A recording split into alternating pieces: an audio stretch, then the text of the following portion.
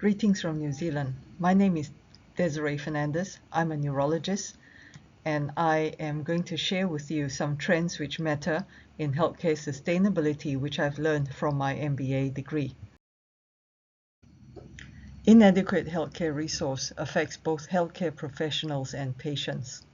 Chronic work pressures results in increased resignation, sick days, as well as early retirement. Moral injury incurred from not being able to provide the best health care to patients often occur. In patients, there's often dissatisfaction from not being able to access good health care.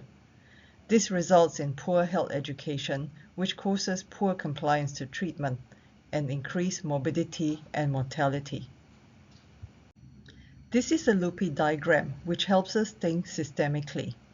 As we can see, there is cause and effect, negative and positive impacts of the various factors within this diagram.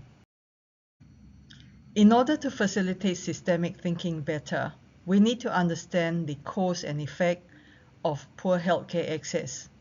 One of the reasons for poor healthcare access is healthcare professionals shortage. There is a global shortage of healthcare workers worldwide.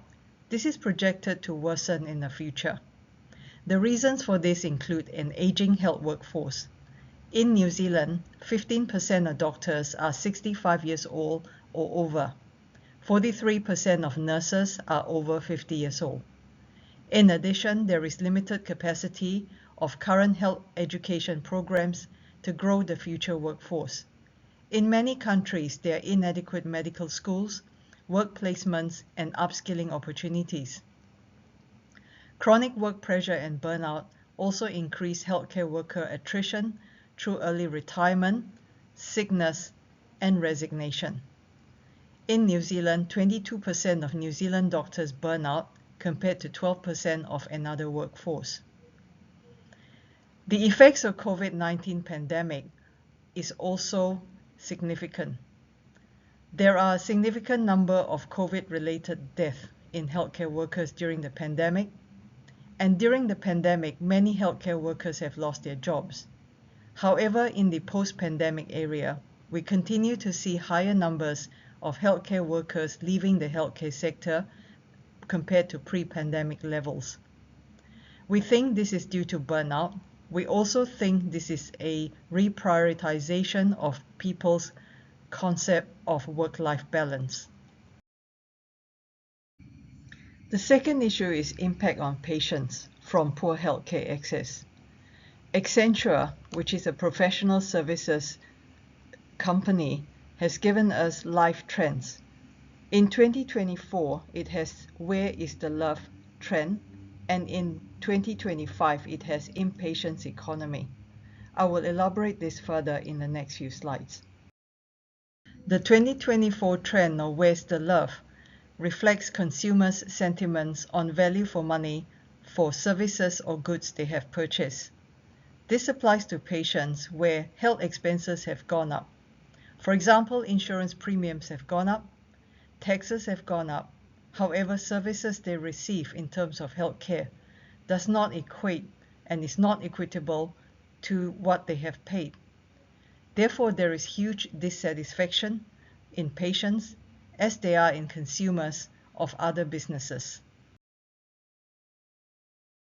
The 2025 trend on impatience economy is about consumers' sentiments on service proficiency and efficiency.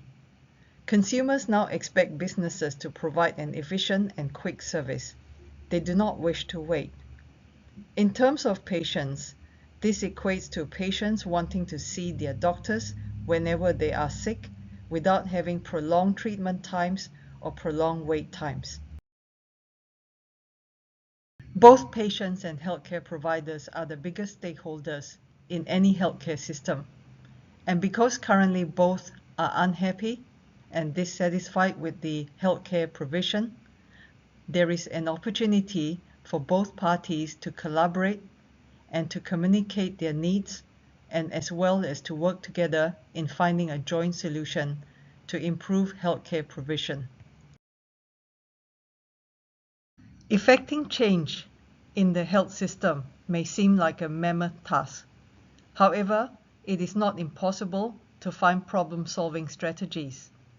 The Cynefin framework divides problems into simple, complicated, complex, or chaos.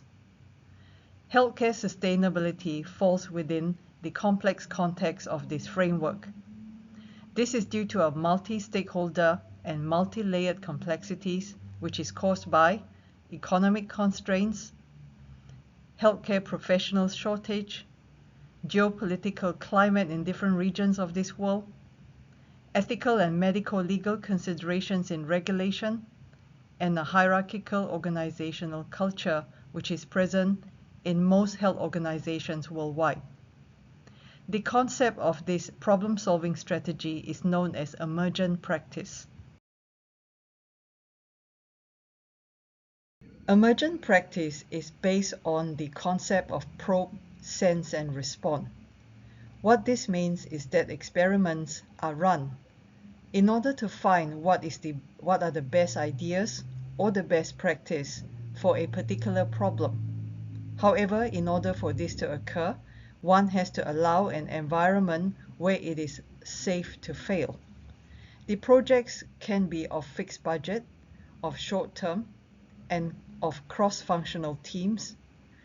In order to increase the success of this type of experiments, one needs to adopt a growth mindset, meaning that if we fail, we learn from those failures and we do not fear to fail. To facilitate successful emergent practice, it is necessary to develop distributed leadership. Therefore, multiple stakeholder involvement is necessary. The biggest stakeholders in any healthcare systems are the patients and the healthcare providers. Therefore, policymakers, healthcare leaders, politicians, governments should collaborate with these stakeholders. There is often a disconnect between the executive leaders of healthcare organizations and the healthcare workers. There's also a disconnect between secondary healthcare systems and primary healthcare systems. Therefore, there needs to be communication and collaboration between different stakeholders.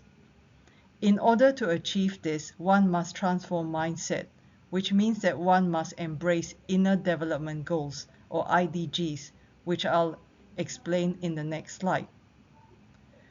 It would also be helpful to adopt 3 habits of mind for complexity thinking. This teaches leaders to think, engage, and act differently in complex situations by resorting to asking different questions, taking multiple perspectives, and having a wider lens in seeing different systems. Systemic thinking is necessary in order to do this and to transform healthcare practices. To learn how to think, engage, and act differently, we need to embrace mindfulness. And to do this, we need to understand our individual inner development goals. This is a framework which was introduced in 2020 from collaboration of multiple experts. And this consists of 5 dimensions with 23 skills of human inner growth and development. This concept aims to influence the way we think, practice, and act when partnering with other stakeholders. In order to explain what IDGs are, I thought that I would show you this video which would help you understand how this would help us change our mindset.